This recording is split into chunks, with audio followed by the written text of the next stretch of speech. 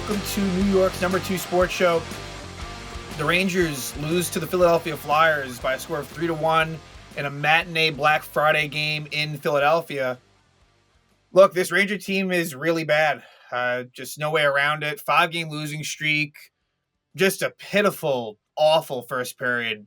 And we've seen that far too often. I mean, you'd think, having lost 4 in a row, granted, maybe it was a better effort against Carolina, but still not good enough. And they basically come out there and just get the doors blown off of them by Philly. Outshot 15-4 in the first period, 2 quick goals.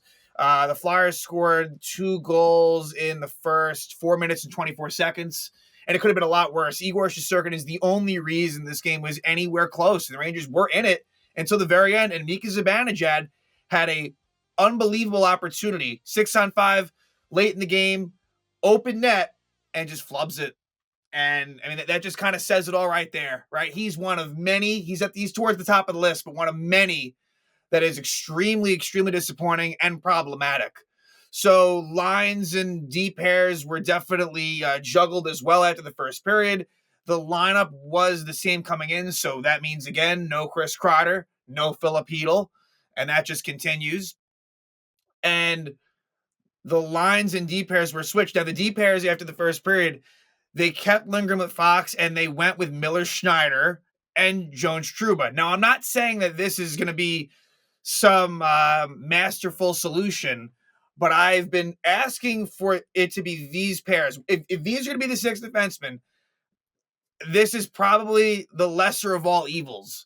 Do I think they're going to stick with it? Probably not, honestly, but I do. And the Rangers play improved as the game went on. I mean, it's a low bar. They were fucking horrendous in the first period. But I hope that they at least can give it a shot, because Miller with Schneider, I think, is better. And if it can maybe somehow decrease Trouba's time a little bit, I kind of feel bad for Zach Jones that he has to play with Trouba. But I think that maybe gives you your best balance. And look, and I don't like the Lindgren-Fox pair. I don't, but you kind of have to roll with that. But yeah, I mean, most of those defensemen have been bad. Really. The only ones that I don't find myself absolutely, totally upset with are Schneider and Jones. Really, when it's all said and done, the other 4, the ones that we've been accustomed to for a while now on this team, all 4 of them have been dog shit to varying degrees. And Trouba, Fox, Lindgren, and Miller, all of them. And I want to include Fox in there, because Adam Fox has not been playing very well. He's definitely the best defenseman on the team, no doubt about that, but he's capable of so much more.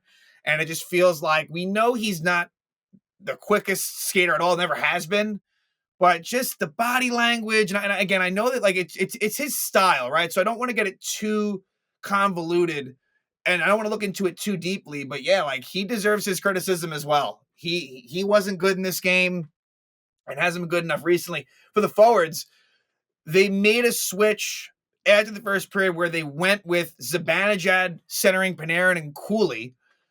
The next line would be Trocheck centering Lafreniere, who I believe was on the left side, and Berard on the right. So we haven't seen Lafreniere on the left much. Lafreniere has not been good.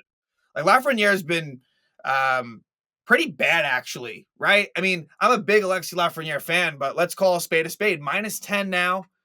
Not all that noticeable, really. Like, the player that we saw for most of last season and early this season isn't there currently. And then they even made some minor changes to the bottom 6, where it ended up being Kakko. I think Kakko was the center. I could be wrong on that, but I think that Kakko was left at center with Brodzinski, Riley Smith. I guess maybe they switched with Brodzinski in the middle. Either way, they did that. And then so it was Edstrom, Carrick, and Vesey. Now, what will happen tomorrow against Montreal as far as the lines and defensive pairs? Your guess is as good as mine. I know that we're going to see Jonathan Quick, that's for sure. Igor was flat out great in this game. He was really good. And Flyers goalie Fedotov, I think I'm saying that correctly. Ivan, maybe Fedotov, was not tested all that much. Makes 22 saves on 23 shots. But Philly, under John Tortorella, they were just harder working, faster, played with so much more energy, and deserved the win flat out. The fact the Rangers, again, had that chance, one Mika Zibanejad, open net, or at least most of an empty net, available to him, goal away from tying this game. Just it would have been such a robbery and a thief job by the Rangers to have even done it, but they don't, and they didn't deserve it. The interesting thing about this game as well, only one penalty taken. And I think that the stat was the first time ever in a Rangers Flyers game there was no penalties in the first two periods. Just one third period penalty by Riley Smith, a holding penalty. That was all it was. So there was a little bit of, not much of it, honestly, a little bit of feistiness, more from the Flyers side. There was a play towards the end of the first period where Artemi Panarin was kind of getting roughed up 4-on-1. And the Rangers guys were so late to get there. It was a bad look. It really was. To not have his back there is just bad. And, Sam Carrick got into it with Garnet Hathaway at different points, but just not nearly enough juice from this team. It's going downhill fast. And look, fact of the matter is, you have Carolina, the Devils, and Washington all playing really good hockey to the point where the Rangers, like, if they're going to make the playoffs, it might just have to be one of those wild card spots. But that's not even what I want to harp on right now. The playoffs are obviously the ultimate, like, that is everything. That's the ultimate goal. That gives you the chance to reach the promised land. But the way the Rangers are playing right now, that's like so far off the radar that they have been, this is as bad as hockey as they played in quite some time. And I still really feel as if this brings me back to 2 seasons ago, year 2 under Gerard Gallant. And this is maybe even almost more, and even though the record at this point is better because the Rangers got off to that good start, started out 12-4-1 until this 5-game losing streak, whereas that time the record was not nearly as good, but it's the core. We can blame Peter Laviolette, and there's some blame that does deserve to go his way, right? He's not blameless here at all, but it's this team. And if Chris Drury was trying to send a message in that memo regarding, being open for business and trying to shake things up, well, they certainly haven't responded well to that. So regardless what the intentions were there, they have folded pretty much since that point. And they were bad before that. And now it's been 3 losses since then. So just brutal. This was only 3 games at the Flyers this season. So this was the Rangers' one trip to Philly, and it results in a loss. They'll have a couple of games at MSG in January and April. So let's get right into it. And there's not going to be a whole lot to discuss, beyond what I've already said. Rangers looked really, really bad from the jump, from the outset. And it ends up resulting in a couple of Flyers goals. And it could have been way more than that. But Bobby Brink scores his 4th goal of the season, assisted by Tyson Forster. Makes one of the Flyers at 3:14. And this was a play where Adam Fox in the offensive zone gets his shot blocked by Forster, and he's able to kind of outspeed Fox, and Brink beats Lindgren. So it's really on both of them, because the Rangers win the faceoff in the offensive zone, and Fox deserves most of it, and Lindgren is not fleet of foot either. And so they're beat, and that makes it 1-0. Then, just only a minute and 10 seconds later, Travis Konechny scores his 12th goal of the season, assisted by Sean Couturier and Rasmus Ristolainen. And there's another play that actually starts out in the Flyer zone. Panarin's the one who gets the shot blocked. Keandre Miller being a little bit too aggressive, and it ends up in a situation where Konechny beats Jacob Trouba, and he back ends it in past Igor Shesterkin. All around bad, and you cannot have... Look, Lindgren Fox is not a great pair either, right? Let's be honest. But Miller Trouba is unplayable. That is an unplayable pair. Do not go... I know they're going to go back to it. You cannot go back to that. It is one of the worst pairs in the league. It's just as bad, maybe even worse, than fucking Lindgren Trouba was. That was a disaster pair. And Trouba's the common thread, but we should not take Keandre Miller off the hook at all. So that makes it 2-0, and then it just big save after big save after big save by Igor Shesterkin. This should have been so much worse. We go to the second period. Things get a little bit better for the Rangers. Not even that much. I didn't think it was a great second period. It was just better than the dog shit we saw in the first. 12 shots to 10 in favor of the Flyers in the second, and it results in a goal for the Rangers. Vincent Trocheck scores his 5th goal of the season from Will Cooley and Braden Schneider.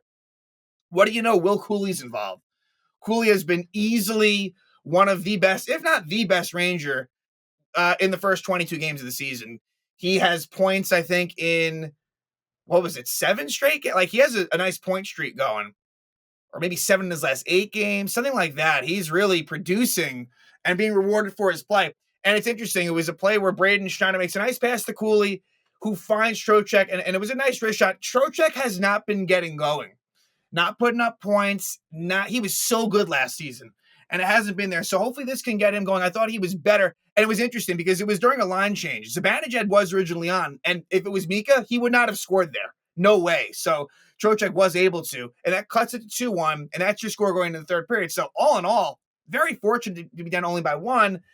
And the Rangers played a better third period. Like I said, there was that one Riley Smith penalty at 6:20. He held Owen Tippett. Rangers killed it off. But Rangers, it was a better third period, but almost by design. Flyers were sitting back a little bit. And like I said, 6-on-5, Zibanejad had a glorious opportunity and could not get it done. He has been absolutely fucking brutal. And you are stuck with Mika Zibanejad. You can talk about making trades, right? Zibanejad is so far from someone who's realistically being traded. Maybe I'm wrong, right? But every day that goes by and the way he plays and with that contract and the permutations around it, like, just understand that Mika Zibanejad is going to be on this team for a while, and it might hurt. It really might. So eventually the Flyers get an empty net goal. Travis Konechny, his 13th goal of the season, second goal of the game, assisted by Sanheim, and the Flyers win it 3-1. So now Rangers' next opponent will be the Montreal Canadiens, which on paper, you wouldn't think would be too bad. The Canadiens are 8-11-3. They are one of the worst, they are certainly one of the worst teams in the league. But does it really matter? I'm not sure. The Rangers beat Montreal a little more than a month ago, when the Rangers were playing better hockey at that point, really dominated them 7-2. This is the one game between the two clubs at Madison Square Garden this season. And expect it to be Jonathan Quick, definitely. And you got to feel good about that. Quick has been, things just seem to be better when Quick is in there. Granted, the Rangers got destroyed against the Oilers the last time he was in, but, he has been one of the few bright spots on this Ranger team. So, a Black Friday loss at Philly by a score of 3-1. The struggles continue. And so now it's a 5-game losing streak, and they will head back home for another matinee game, this time against the Montreal Canadiens.